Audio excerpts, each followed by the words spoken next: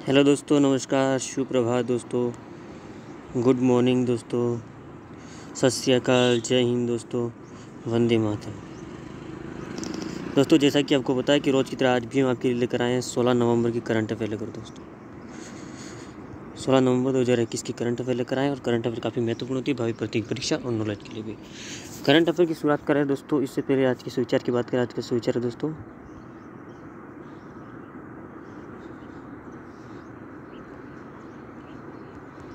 कामयाब और दोस्तों नाकामयाब। ठीक है, तो आज का सुविचार है दोस्तों, कामयाब लोग अपने फैसले से दुनिया बदल देते हैं।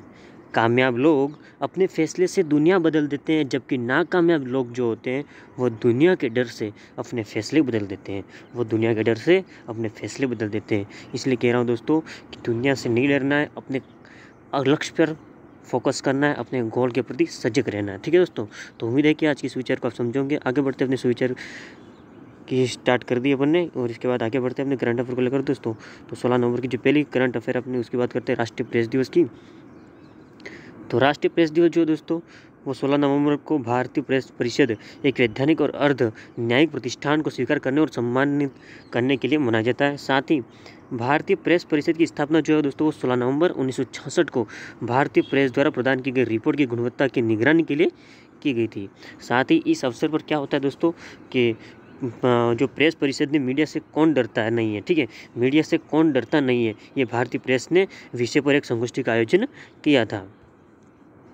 साथ ही बात करें तो प्रधानमंत्री नरेंद्र मोदी उत्तर प्रदेश में किया है पूर्वांचल एक्सप्रेस वे का उद्घाटन।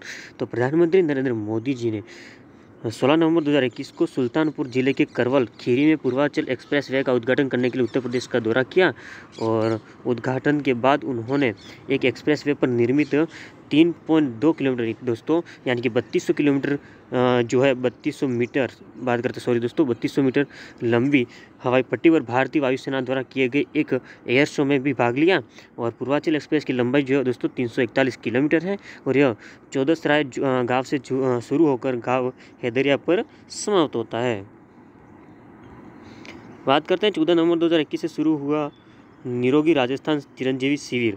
राजस्थान स्वास्थ्य विभाग ने 14 नवंबर 2021 से निरोगी राजस्थान चिरंजीवी शिविर का शुभारंभ किया। दोस्तों ये जो क्वेश्चन है वो क्वेश्चन आ सकता है कि हाल ही में किस राज्य ने चिरंजीवी शिविर का शुभारंभ किया, तो राजस्थान आ सकता है दोस्तों। ठीक है, शिविर के तहत असंक्रामक रोगों की दवा, निदान, उपचार और जांच की सुविधा उपलब्ध कराई जाएगी।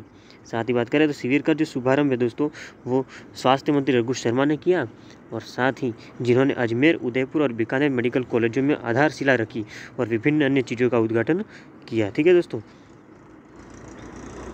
आगे बढ़ते हैं। सबसे अमीर देशों की सूची में सबसे शीर्ष स्थान हासिल किया दोस्तों चीन ने। ठीक है, चीन और अमेरिका, ठीक है, तो हासिल किया है और अमेरिका को पछाड़ दिया। साथ ही पिछले 2 दशकों में वैश्विक संपत्ति 3 गुना हो गई है और जिसमें चीन सबसे आगे है और दुनिया भर में शीर्ष स्थान के लिए अमेरिका को पछाड़ रहा है। ये सलाहकार मैकिन्से की बात करें दोस्तों, मैकिन्से एंड कंपनी की शोध शाखा की एक नई रिपोर्ट में कहा गया था जिसने 10 देशों का राष्ट्रीय बैलेंस शीट को जांच की थी। ठीक है, शीट की जांच करी थी और दुनिया भर में नेट वर्थ की बात करें तो 2020 में बढ़कर 514 ट्रिलियन डॉलर जो है वो हो गया है और 2000 में 156 ट्रिलियन डॉलर था और चीन जो है वो वृद्धि के लगभग 1/3 हिस्से के लिए जिम्मेदार है। बात करते हैं, संयुक्त राष्ट्र ने सोम्बी शर्मा को भारत के रेजिडेंट कोऑर्डिनेटर नियुक्त किया है। तो संयुक्त राष्ट्र ने अमेरिका के एक सतत विकास विशेषज्ञ जो हैं सोम्बी शार्प को भारत में अपना रेजिडेंट कोऑर्डिनेटर जो है वो उसको उन्होंने नियुक्त किया उनको। और साथ ही विश्व संगठन के भीतर उन्होंने हाल ही में आर्मेनिया में संयुक्त राष्ट्र के निवासी समन्वयक के रूप में कार्य किया और संयुक्त राष्ट्र में शामिल होने से पहले उन्होंने जिम्बाब्वे में अंतर्राष्ट्रीय गैर लाभकारी केयर इंटरनेशनल के साथ विकास में अपना करियर शुरू किया। तंजावुर की बात करें दोस्तों तो तंजावुर में खुला भारत का पहला खाद्य सुरक्षा संग्रहालय। तो जो केंद्रीय वाणिज्य जो है दोस्तों उसकी बात करें तो उद्योग और खाद्य जो सार्वजनिक वितरण है मंत्री पीयूष गोयल ने 15 नवंबर 2021 को तमिलनाडु के तंजावुर में भारत का पहला खाद्य सुरक्षा संग्रहालय आभासी तौर पर लॉन्च किया। और संग्रहालय भारत में क्या है, जो निर्भरता थी दोस्तों, ठीक है, निर्भरता थी, संग्रहालय निर्भरता से आत्मनिर्भरता तक भारत की कृषि क्रांति को प्रदर्शित करता है। और ये विश्व के सबसे बड़े खाद्यान्न निर्यातकों में से एक होने के लिए शिप टू माउथ दोस्तों, ठीक है, शिप टू माउथ भारत की खाद्य सुरक्षा यात्रा को चिन्हित करने वाला पहला है। बात करते हैं भारत, सिंगापुर, थाईलैंड ने शुरू किया त्रिपक्षीय अभ्यास जिसको बोलते हैं सिटमैक्स 21, ठीक है दोस्तों। तो INS करमुक अंडमान सागर में 15 से 16 नवंबर 2021 से भारत, सिंगापुर और थाईलैंड त्रिपक्षीय समुद्री अभ्यास सिटमैक्स 21 के तीसरे संस्करण में भाग ले रहा है। ये आपसी जो अंतर है वो संचालन को बढ़ाने के उद्देश्य से 2019 जो है दोस्तों उसकी प्रतिवर्ष आयोजित किया जा रहा है उससे।